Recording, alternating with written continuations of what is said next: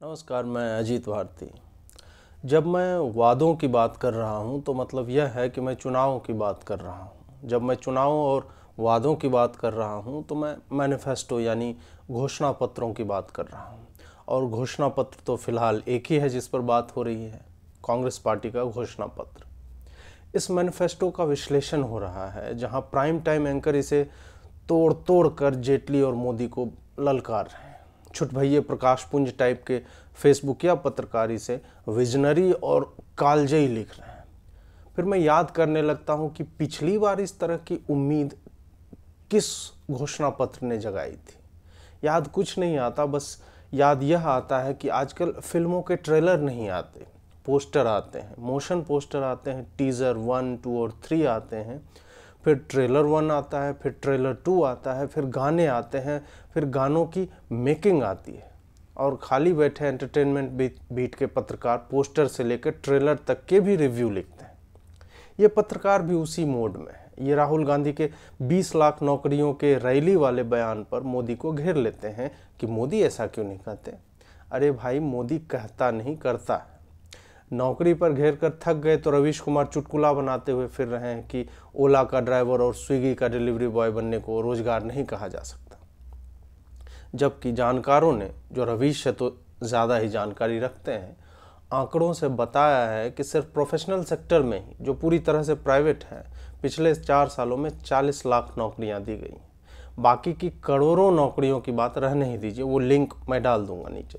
ये नौकरियां delivery boy और ड्राइवर की नहीं है, लेकिन जिस व्यक्ति का दम्भ यह हो कि वो लाल माइक लेकर कहीं भी जाता और किसी के भी पास रोजगार नहीं है, तो ये विक्षिप्त होने की निशानी है। सवाल यह है कि आप अगर उन इलाकों में प्रोग्राम करने जाएंगे जहां हर आदमी तैयारी कर रहा हो, तो जाहिर है कि 100% लोग वहां बेरोजगार ही मिलेंगे। मुखर्जी नगर में जो बच्चे यूपीएससी और एसएससी की परीक्षा की तैयारी कर रहे हैं, वो बेरोजगार नहीं होंगे तो आखिर वो तैयारी कर ही क्यों रहे। कभी लाल माइक लेकर उन्हें किसी रेसिडेंशियल सोसाइटी या साइबर हब टाइप की जगहों पर जाना चाहिए, गुड़गांव जाना चाहिए, फिल्म सिटी में जाना चाहिए, तब लगेगा कि नहीं, अरे सबके पास नौकरी है। क्योंकि वाकई ऐसी जगहों में रहने वाले लोग अमूमन वही होते हैं जो नौकरियां करते हैं। इसलिए ये दोनों ही तरीका गलत है। तब आपको हमेशा बेरोजगार की ही भीड़ दिखेगी जब आपका एजेंडा क्लियर है और आप माइक लेकर गलत जगहों पर ही जाते हैं। खैर, रवीश कुमार पर ज़्यादा नहीं कहना, क्योंकि उनकी जगह 2 पैराग्राफ लायक ही है। वादों पर बात करते हुए मैं आपको यह नहीं बताऊंगा कि कांग्रेस के मैनिफेस्टो में क्या है, क्योंकि जब मैं लिखता हूं, बोलता हूं, तो मैं यह मानकर चलता हूं कि मुझे पढ़ने और सुनने वाले इतनी मेहनत करके आते हैं, वो खुद पढ़ कर आते हैं। विपक्ष में रहने वाले लोगों के चुनावी वादे सबसे ज़्यादा क्रिएटिव और आउटरेजस होते हैं। आउटरेजस से तात्पर्य है कि एकदम दिमाग झंझना देने वाला। वो वास्तव में कुछ भी बोल लेते हैं। उनके कुछ भी बोल लेने के पीछे की सबसे बड़ी वजह यह है कि मैनिफेस्टो हमेशा एक तरफा ही होता है। उस पर जनता सवाल नहीं करती कि ये जो लिख गए हो वो करोगे कैसे, क्योंकि जनता को फ्री के कुकर और लैपटॉप में ज़्यादा आस्था रहती है। जनता इतनी बेकार की सामूहिक संस्था बनती जा रही है कि जिसके लिए 6 लेन का एक्सप्रेसवे किसी काम का नहीं है, अगर उसकी गली में आने वाली सड़क उसकी देहरी तक को ना छूती। इसलिए जनता न तो विकास समझती है न प्रकाश। उसे 100 रुपये का नोट देकर पार्टियां लाखों करोड़ के घोटाले कर जाती है, जिसे वो 3 रुपये के पेपर खरीद कर पढ़ते हैं और कोसते हैं। कांग्रेस ने इस बार न सिर्फ 20 साल पहले के कुछ वादे बिना किसी एडिटिंग के सही सलामत रखे हैं, जैसे उनकी दादी ने गरीबों की गरीबी को सलामत रखा और सास द्वारा बहू तक ट्रांसफ़र होते जो खानदानी कंगनों की तरह राहुल गांधी तक पहुंचाया, क्योंकि वो अभी भी अविवाहित है। बल्कि ऐसी बातें कह दी जाती है उनमें जिसे शास्त्रों में too good to be true कहा जाता है। कांग्रेस का मैनिफेस्टो हार को स्वीकार लेने जैसा है। 5 सालों में वाहियात विपक्ष बनकर मीडिया के कैंपेनों पर निर्भर होकर उनके द्वारा लगातार चल रहे हिंदू मुसलमान के डिबेट में उलझकर देश का नुकसान करने वाली यह पार्टी मीडिया की गोदी में खेलती रही। कारण यह भी था कि इनके बड़े नेता अदानी और अंबानी के लिए सुप्रीम कोर्ट में केस लड़ रहे थे, और राहुल गांधी जितना मतलब उनको लिख कर दिया जाता है उसमें भी वो जेब फाड़कर जो है हाथ ऐसे ऐसे हिलाते हुए नजर आते हैं। राहुल गांधी स्वयं मजाक का वैयक्तिकरण है, पर्सोनिफाइड है, लेकिन अध्यक्ष बनने के बाद भी या कंफर्म होने के प्रोसेस में जिसमें 7-8 साल लग गए, कभी भी राजनीति को उन्होंने गंभीरता से लिया ही नहीं। उन्हें लगता रहा कि दिस टू शैल पास। राजनीति जब विरासत में मिलती है तो लोग अपने जीन्स पर ज़्यादा भरोसा करते हैं। उनकी हर रैली अपनी मूर्खता को ज्यामितीय अनुक्रम में बढ़ाने के लिए होती है, जिसके पीछे मुझे यकीन है कि कांग्रेस में कुछ बेतरघाती लोग जो है बैठे हुए हैं। जब आपने कभी असली मुद्दों पर बात की ही नहीं, जो मुद्दा पकड़ा उसका सच बाहर निकल कर यह आया कि उस राफेल डील के ना होने के पीछे आपकी यूरो फाइटर के लिए अगस्ता वेस्टलैंड वाले दलाल मिशेल की लॉबिंग थी, आपके निजी हित उसमें शामिल थे, तो आपको राफेल, अंबानी और 30,000 करोड़ का कैसेट जो है वो पान की दुकान पर रिकॉर्ड करवा कर बजाना पड़ेगा।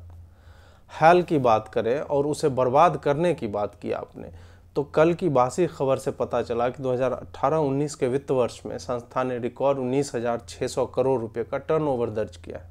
खैर, फिर से घोषणा पत्र के ढकोसले पर आते हैं।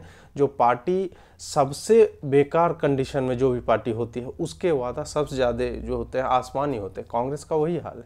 2014 के पहले महीने कहाँ हैं अच्छे दिन और विकास पागल हो गया कि माला जपते हुए, जब अब वो विकास की बात नहीं करते हैं, क्योंकि इतने आंकड़े मोदी ने, कैबिनेट ने, मीडिया ने गिनाए हैं कि एजेंडाबाज पत्रकारों से लेकर माओवंशियों के गिरोह तक विकास के ट्रैक से उतरकर ये लोग कहीं और जा रहे हैं।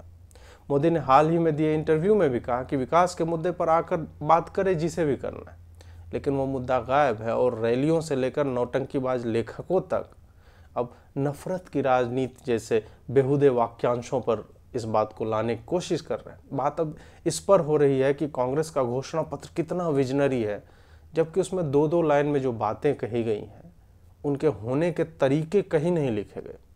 यह कह देना बहुत आसान है कि हर गरीब को 72,000 रुपये हर साल दिए जाएंगे, लेकिन बजट और फिस्कल डेफिसिट के आलोक में वो पैसा नेहरू जी दे जाएंगे कि मनमोहन जो है जादू की छड़ी घुमाएगा, ये कहीं नहीं बताया गया। कह दिया गया कि जीएसटी खत्म कर दिया जाएगा और नए तरह के टैक्स लागू किए जाएंगे, लेकिन यह नहीं बताया गया कि जीएसटी के कलेक्शन को नए तरह के टैक्स से कैसे बढ़ाया जाएगा, उसका तरीका क्या होगा। अभी के तरीके में ऐसी क्या समस्या है जबकि कमेटी में सारी पार्टियों के लोग होते हैं। कह दिया गया कि ये हटा देंगे, वो लगा देंगे, लेकिन लिखते वक्त जो है बस लिखा ही गया है। कश्मीर या उत्तर पूर्व की ज़मीनी स्थिति को बिना समझने की कोशिश किए सेना को कटघरे में रख दिया गया। समझेंगे भी तो कैसे? ये एलीट खानदानों के चिराग जिनके गुणसूत्रों में 22 जोड़े तो एक्स और वाई क्रोमोसोम है, लेकिन 23वां जो है पी और एम वाला है। इस ज़मीन पर उतरे कब कि पता चले कि हर खेत में अगर फूड प्रोसेसिंग यूनिट ही लगा दोगे तो खेती कहाँ होगी। इन्होंने ख्वाब बेचकर राजस्थान और मध्य प्रदेश में सत्ता पा ली है और किसानों के साथ जो 13 रुपये वाले मजाक किए हैं, इसके बाद भी इन्हें लगता है कि कल्पना बेचकर ये 44 से बेहतर कर पाएंगे। वैसे सेना की बात पर तो कांग्रेस ने कंसिस्टेंसी दिखाई है, जिसके लिए वो बधाई के पात्र हैं। उन्होंने जिस सहृदयता से एनएसए को संसद के प्रति जवाबदेह बनाने की बात की, सेना को लेकर यौन शोषण और मानवाधिकारों को रौंदने की बातें की, वो पाकिस्तान के समाचार पत्रों के टोन में। देशद्रोह को कानूनी मान्यता प्रदान करने की बात की है इन्होंने। इससे लगता है कि पूरी कैबिनेट ने साथ मिलकर मुल्क की जो है माचिस जलाने का लक्ष्य रखा हुआ है। पत्रकारों को चरम सुख मिल रहा है, क्योंकि पत्रकारों के हर स्टेटस पर भक्त लोग आजकल आंकड़ा फेंक कर मारते हैं और उन बेचारों के पास अब 2 ही रास्ते बचे हैं। पहला यह कि विकास संबंधी नैरेटिव को नकार कर प्रेम और नफरत जैसे फर्जी शब्दों पर बात करने लगे, और दूसरा यह कि अपनी बात पर अड़े रहे कि नहीं, विकास कहीं हो ही नहीं रहा है, नौकरियां कहीं नहीं है, मोदी देश को जो बर्बाद कर रहा है। जब आंख मूंद कर ही बैठे हैं तो यही लाइन क्यों ना बार बार कहते रहें। कम से कम रवीश के भक्त तो खुश रहेंगे कि हमारे देवता तुल्य एजेंडाबाज पत्रकार शिरोमणि 5 साल से एक ही बात पर टिके हुए हैं। ये नहीं कि मोदी बनकर इतनी योजनाएं बना दी और इतने लोगों की जिंदगियों पर सकारात्मक और प्रत्यक्ष प्रभाव डाला कि गिनने वाला गिन भी नहीं पा रहा है। इसलिए अब देश में क्या बन गया, कैसे टैक्स कलेक्शन बढ़ा, किस तरह से 17 टैक्स की जगह 1 टैक्स आया है, कैसे अर्थव्यवस्था सधी हुई गति से आगे बढ़ रही है, कैसे ढांचे बन रहे हैं, कैसे सड़कें, पुल और जल परिवहन के रास्ते तैयार हो रहे हैं, कैसे गरीब आदमी केंद्रीय वित्तीय व्यवस्था के दायरे में आ रहा है, कैसे एक ही गरीब को सौभाग्य से एलईडी, विद्युतीकरण से बिजली, उज्ज्वला से गैस, स्वच्छता से शौचालय, आवास से घर, राशन से सस्ता अनाज और स्किल योजना से रोजगार के अवसर मिल रहे हैं।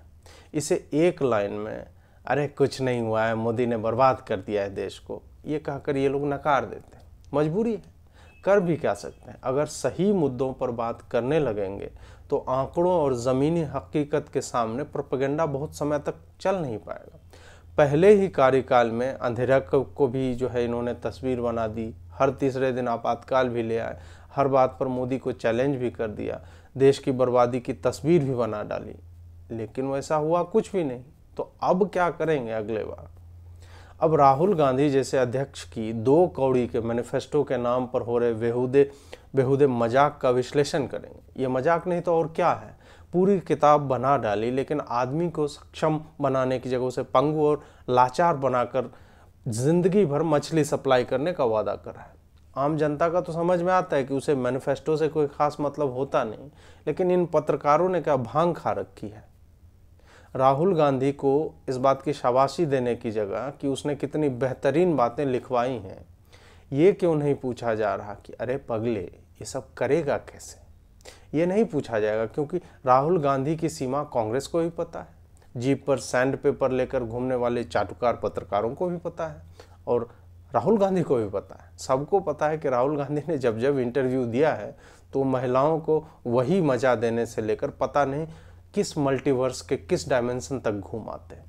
इसलिए राहुल गांधी के मैनिफेस्टो में कैद इस छलावे को भविष्य बताने वाले पंडितों के समूह को इसे कालिदास के मुक्के को 5 तत्व से मिलने के कारण जीव बनता है, ऐसा बताने दीजिए। लेकिन ध्यान रहे कि राहुल गांधी जनेऊ भले दिखाता है, लेकिन वो इतना डेडिकेटेड नहीं है कि काली मंदिर में बारिश में हर रात दिया जलाए और विद्योत्तमा के दरवाजे पर पहुंचकर उसके यह पूछने पर कि अस्ति कश्चित वाग विशेष, उन 3 शब्दों से अस्ति से कुमार संभवम, कश्चित शब्द से मेघदूतम और वाग विशेष से रघुवंशम नामक 3 महाकाव्यों की शुरुआत करें। धन्यवाद।